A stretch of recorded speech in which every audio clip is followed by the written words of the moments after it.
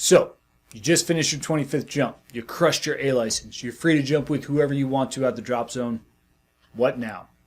What kind of jumps do you do? Who do you go on those jumps with? What goals do you set? This can be a big, daunting question. So what I've done is I put together a few goals that you can set early on in your progression with skydiving that are going to set you up for success, build a really strong foundation for you to get into more advanced ways of flying and to go on more and more successful group jumps. All right, let's get into it. Let's start with the exit. Okay, now I see a lot of people going on in different exit slots every single jump because they're out there and they're just pumped to be on skydives with other people, and this is fine. There's nothing wrong with this, but it's hard to expect progress without repetition. So if you want to get good at something, you want to do it over and over until you can nail it without question every time. All right, and if you got a couple hundred skydives, I would expect you to be able to nail a belly float or belly dive exit 10 out of 10 every time. So these are two great things to challenge yourself with, and not only being able to perform this exit, okay, as far as hucking your body out of the plane goes, but be able to do both of these without tumbling. Be able to do these and stay on heading with the group that you're flying with the whole time, from the moment you leave the plane until you make it there. That's a great goal to have.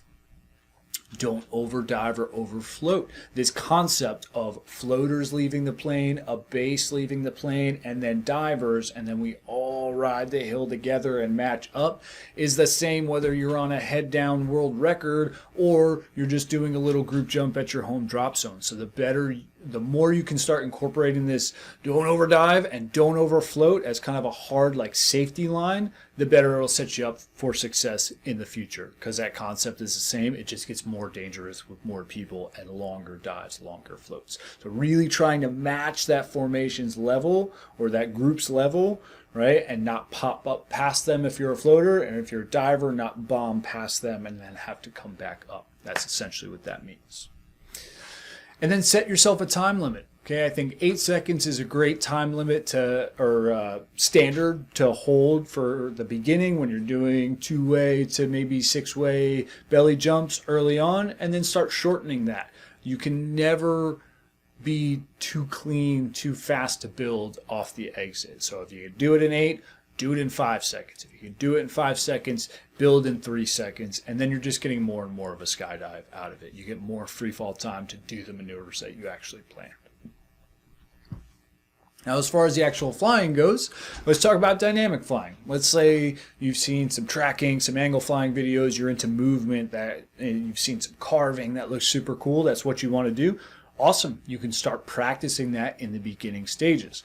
One principle about most dynamic flying is that we do it without any grips, right? We don't have any holds, so you have to be very diligent about actually flying your slot without the aid of any grips to kind of like cheat and pull you back. So a great thing to do is to get in line with 1 or 2 friends, set someone as a leader, set someone as a follower, and actually fly your basic maneuvers forward, backward, slow down, speed it up. You can do some verticals, some over-unders. You can throw some 180s in there. But do those parallel and practice flying one direction with your head looking the other direction. Okay, that's crucial for tracking and angle flying jumps, is total head independence, because you never know where that leader is going to be, what slot you're going to be in. You might not always be looking this way and having to fly that way. You might have to look sideways. So that's a very critical part of anything dynamic that's moving around, is being able to move your head or fly your body the way you want to fly. Then we can learn how to carve. You can learn how to carve, make a horizontal orbit. Okay, the concept of carving is pretty much the same no matter what the body position is. So if you're not good at carving on your belly, in our most basic position, you're probably not going to be good at carving in any of the other body positions. Learning this on your belly, learning how to do it on level safely, and then switch as well, doing a carve switch, whether that's kind of a stalling where you slow your momentum and switch, or a snaking switch.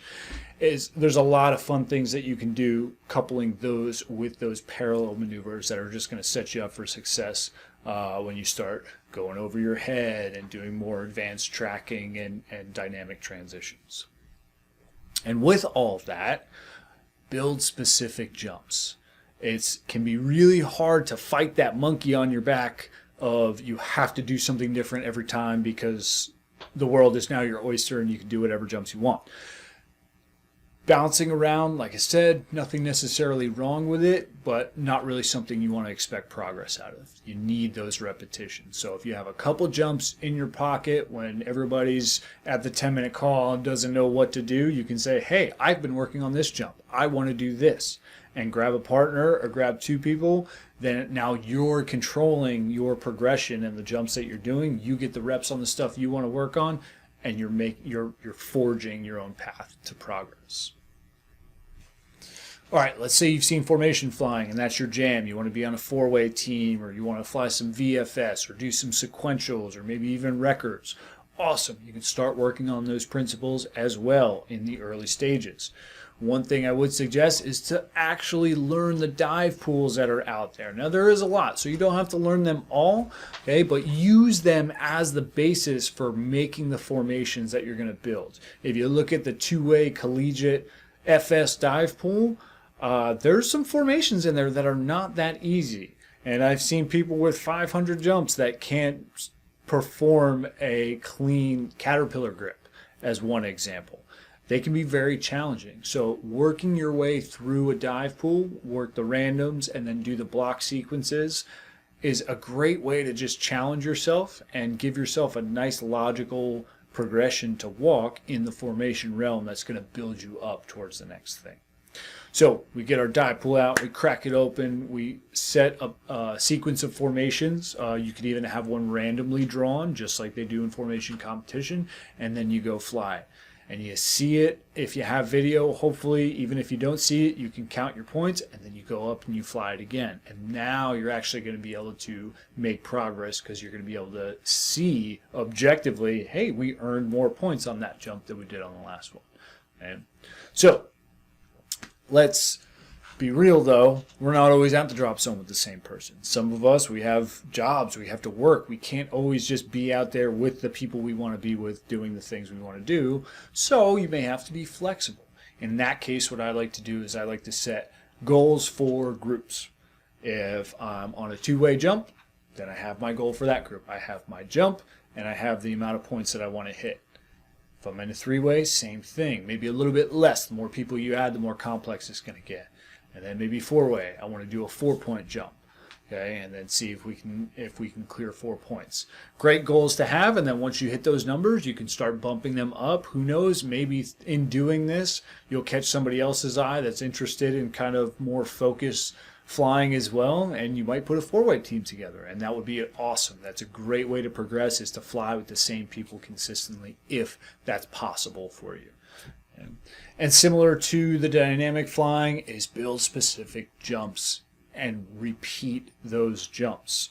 When I go out to train, I'm usually doing the same jump all day long, or maybe one jump for half of the day and then a different jump for the other half of the day, because I know that repetition is where you can make those changes. Doing something once and then leaving it alone and maybe coming back to it 10 jumps later is no way to progress. You want to get actual repetitions, and that's how all competitive teams fly, is they repeat, and slowly tweak it and make it better. And that's how you can make your own flying better as well. All right, so that's it for the free fall portion. Kind of a down and dirty. I don't want to talk your ear off. Just give you a few things to go hit. Nail those exits. Build your formations or your groups. Perform your maneuvers and make them better each time you go out and fly. If you have any questions, throw them in the comments. I'm going to be putting out more videos on specific flying maneuvers with some jump examples as well. If you're in the Virginia Beach area and you're interested in skydiving or flying in the tunnel, hit me up. I'm around. And yeah, get out there and go skydive. Fly fast, fly tight.